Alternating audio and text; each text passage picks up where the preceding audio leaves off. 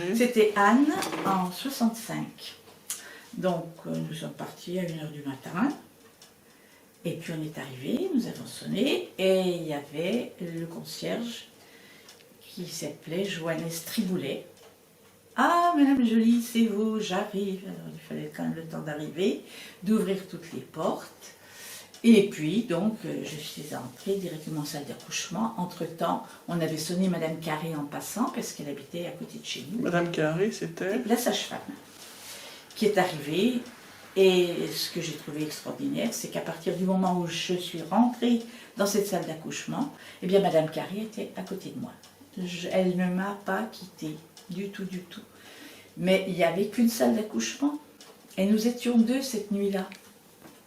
Donc on a mis un rideau, un paravent, trop.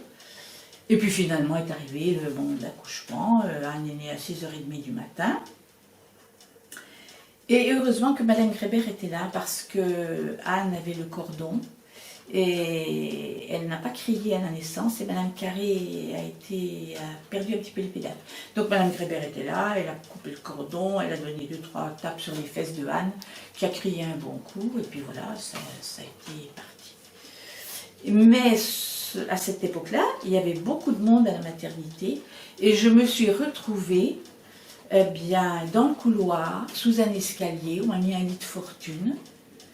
Alors, c'était très très gai, mais il y avait beaucoup de passages.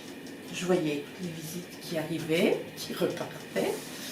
Et puis, je garde surtout un bon souvenir du contact que j'ai eu avec les veilleuses à cette époque-ci. Il y avait Madame Gondret, Marthe Gondret, qui était veilleuse à l'hôpital.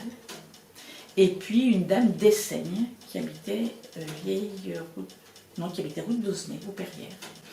Et c'était très agréable parce qu'elles arrivaient tous les soirs sur le coup des 20h avec leur timbale. Donc je goûtais un petit peu de la soupe de l'une, de la soupe de l'autre. Enfin, et puis moi je dormais très mal, donc elles venaient passer une bonne partie de la nuit vers moi. Mais elles étaient très actives et très appréciées. Voilà. Et puis je suis restée à la maternité. Alors on ne m'a pas toujours laissée sous cet escalier quand même. À un moment donné, il y a eu un départ et je me suis retrouvée dans une salle qui était quand même plus agréable et plus gaie. Avec des gens que je sens encore. Dans les salles communes? Non, pas du tout. Il y avait, Monsieur Nicole avait fait faire une annexe aux salles communes.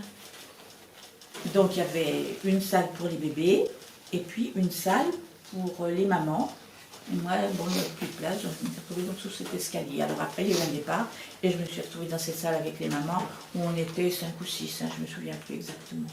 Et puis je suis ressortie au bout de, je crois, une dizaine de jours quand même. Mais le temps ne m'avait pas duré parce que c'était très familial, très vivant, on profitait des visites des unes et des autres. Ensuite, quand Véronique est née, c'était en 67, c'était toujours Madame Carré, la sage-femme, et ça a été un accouchement très rapide, sans problème. Et là, je me suis retrouvée dans une autre annexe qu'avait fait construire à nouveau Monsieur Nicole, et là, c'était vraiment très très bien. C'était une grande pièce, très claire, avec des box. Donc il y avait 4 box, et je me trouvais dans le box qui était vers la porte-fenêtre. C'était très agréable, mais j'avais peur la nuit parce que j'y étais toute seule.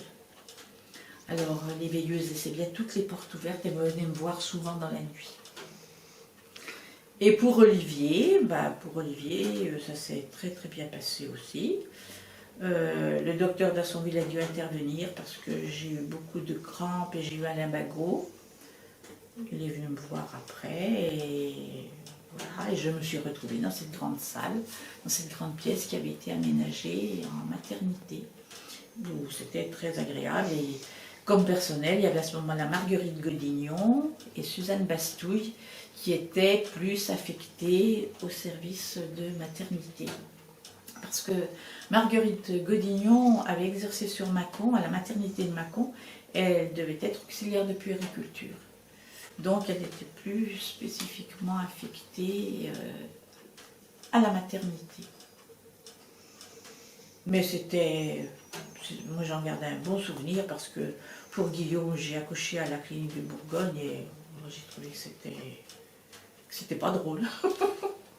Parce qu'à partir du moment où on rentre à la maternité, ben, vous devez rentrer dans une salle, et puis dans une salle d'accouchement, et puis on vous dit d'attendre, quoi, puis on est seul. Enfin, il y avait Michel avec moi, mais alors qu'à la tournure, la sage-femme arrivait, et puis elle restait juste au moment de l'accouchement, et 2 heures après l'accouchement, par mesure de sécurité. On était chouchoutés. Ah oui, bien sûr, il y a encore des religieuses, oui. Moi, tout le temps où j'ai travaillé à l'hôpital jusqu'en 65, il y avait des religieuses. Mais elles venaient peu. En maternité, non, elles venaient peu.